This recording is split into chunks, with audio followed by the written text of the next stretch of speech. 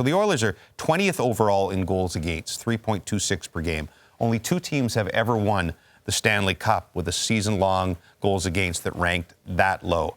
They have Mattias Ekholm, which should help, but can Edmonton outscore its defensive issues come playoff time? I think they can, but I think Ekholm's a part of the mix because I think the goals against gets better. The PK is 25th. That gets significantly better. He was almost 3 minutes in PK his first night. And so 21 minutes, it's the impact he has on the other defensemen. And so it takes a little bit of a load off of Darnell Nurse. Nurse doesn't see quite the matchups he'd been seeing. It makes his job a little bit easier. It makes it a little easier on Brett Kulak on the left side. Whoever he's partnered with, Broberg, with Evan Bouchard, it makes their job a little bit easier. So you can't just look at his 21 minutes. You look at the impact he has on the other defenders, and he's sneaky good offensively. He's 5 30-point years and a 44-point year. So there's a lot there. And I think they can outscore their defense because I think their defense is going to get better. I think last year, Draisaitl and McDavid got a taste of playoff action, and it was the perfect start for them and have the progression this year. They really seemed like they enjoyed it. They dominated, and they got a taste and an understanding of what it's like not to just be an offensive producer, but to be a competitor in the Stanley Cup playoffs. And once you get that taste, the only step, I think the next step for them is to say, we got to win a Stanley Cup here. If they can tighten up, their goaltending survives, they could clearly do some damage with those 2 players going. You're asking a lot of Ekholm, though. He is in his 30s here to carry Bouchard, who's a talented player. But to play on a second pair to a Stanley Cup final, to go through Colorado, to go through Boston or Carolina or whoever, that's asking a lot. That's why they're talking about the right side defense. And while Edmonton, we know they're great at scoring goals, 5-on-5, they're barely a positive goal differential team. Like, as great as offensive they are, they just don't outscore their opposition much 5-on-5. They rely on their power play so much. You're also concerned if fewer power plays are called. Generally in the playoffs, penalty kills have more advantage because they prepare more, a little bit more dialed in. If the power play goes cold, it's such an important part of their team. That would also be a problem for Edmonton. They rely on just one sec, Bruce. I was just going to mention McDavid and get you there. They rely on one player, even though Draisaitl's great and they've got a decent supporting cast around, more than anybody else in the National Hockey League. McDavid, 118 points.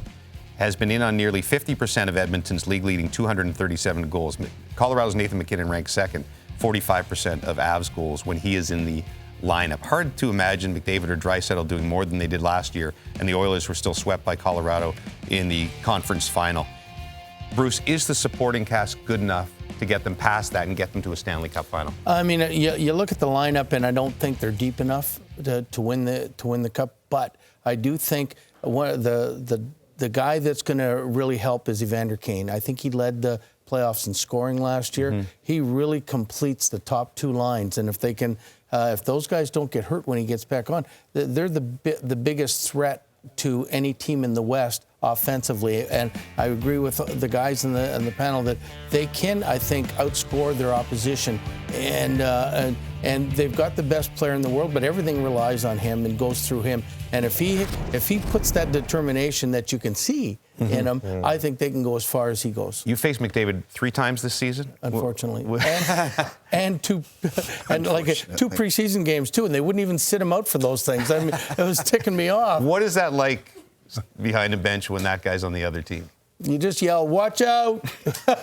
No, I mean you obviously. You have to make everybody aware that he's on the ice, and you have to make sure that he doesn't get behind you. If he gets the puck behind you and there's ever an odd man rush, or even if he's coming at the D one-on-one from the blue line, his blue line in, you're in real trouble. So you got to really pay attention, and you can't play your own game because you're more watching what he's doing and defending him, and you got to take the realization that you're not going to score in this shift. Hopefully defending him, I think.